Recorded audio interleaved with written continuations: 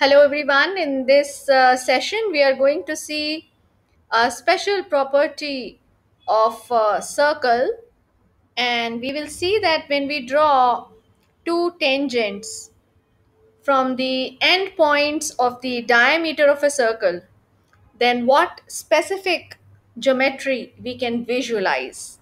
So, let us do this experiment.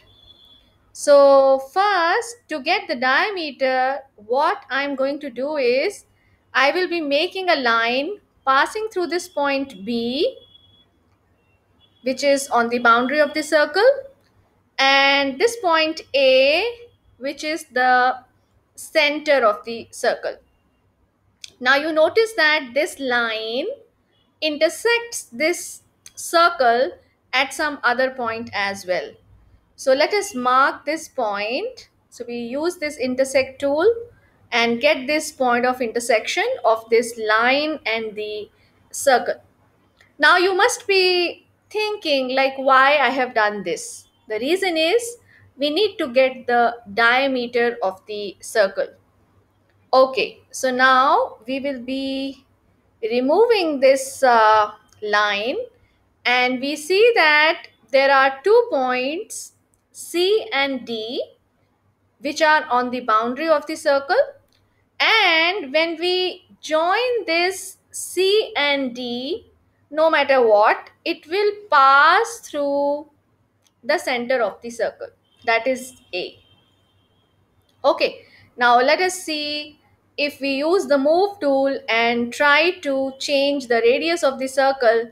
Okay, we are getting the diameter, right? Okay, now what we are going to observe is if we draw tangents at point C and point D, these are the points of contact. So let us see what happens. So we will be using the tangent tool, and here we get the tangent through the point of contact C, and let us get another tangent through the point of contact D. What do you notice? Okay, let me move this point A, and you are going to observe it. What do you notice about these two lines, which are the tangents to the circle? They are drawn at the end points of the diameter. Yes, visually we see that they are parallel to each other, isn't it?